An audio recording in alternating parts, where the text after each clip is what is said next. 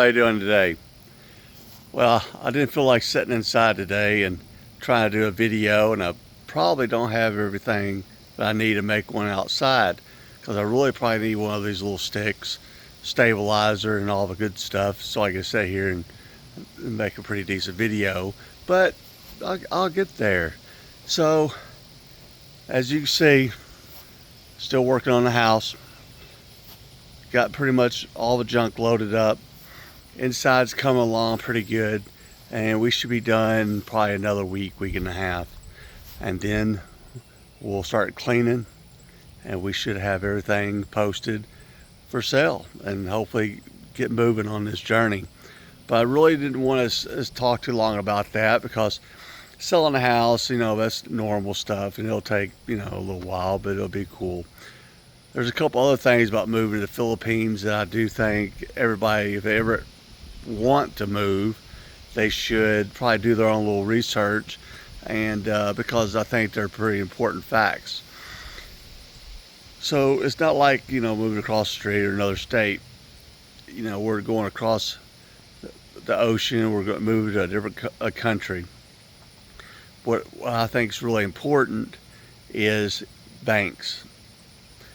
Probably the main thing is a bank. So basically, want to do your research, find a bank that you're comfortable with. I'm gonna probably find a big one. I did a lot of research into Charles Schwab, and I think they'll fit my needs because I can park my money there. It's not like I got a lot of it, but I can park a good bit of it, and in a money market account, and they're worldwide, and this is a super strong bank, and it'll fit my needs. Now, that being said, when you go to the Philippines, you don't want to use your American debit card. So what you do, and because this is what I did when I went, I used a Wise card. It's just a debit card, but it's online. But you can use your app on your phone. You can transfer money into it. So that way.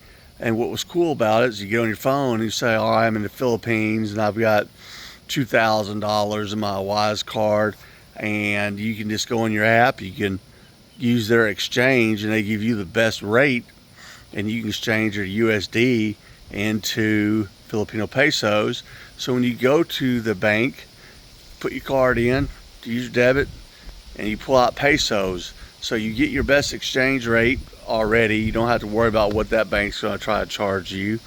And then what happens is you're using a basic prepaid debit card that's not even tied to your account. So that's a big one. I think I remember the fingers over the camera there. Then, but I think another big one that I'm still doing a little research on is going to phone.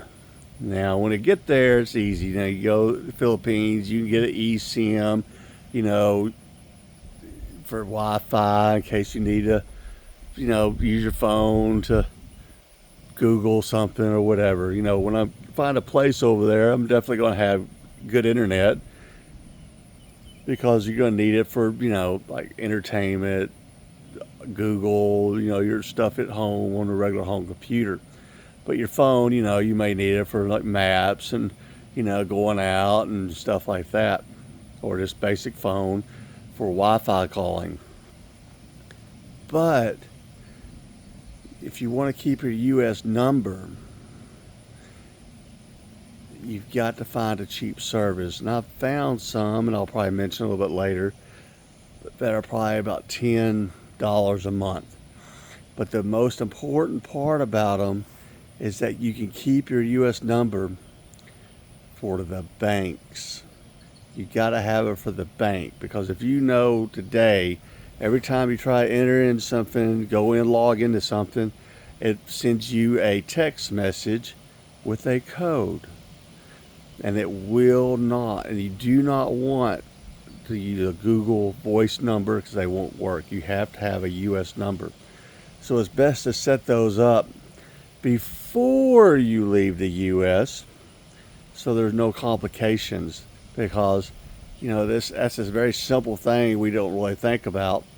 but you don't want to get overseas and all of a sudden you can't verify your account to get into this or get into that. So that's something to definitely look into. Another thing that I found is mail. Now, I saw some, I probably should remember which ones I saw, but I've Googled a couple places that let you get it's basically a post office box, but it uses a street address for people who are basically expats living overseas. What they do is they get this, that way when they get mail sent there, that mail could be opened and scanned, uploaded to you, so all you have to do is check your email. So for the very important stuff like bank statements, if you keep any credit cards, medical or anything of that importance, that you just give them that address. It's just like a post office box, except they go a step farther. They can open it, scan it, and email it to you, which is something I believe is real important. So I'll fall into some more stuff later on.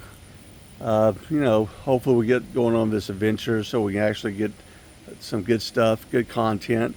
But for now, I believe it's some pretty important stuff. So y'all have a great day. Happy Father's Day to everybody, and y'all have a great weekend. Bye-bye.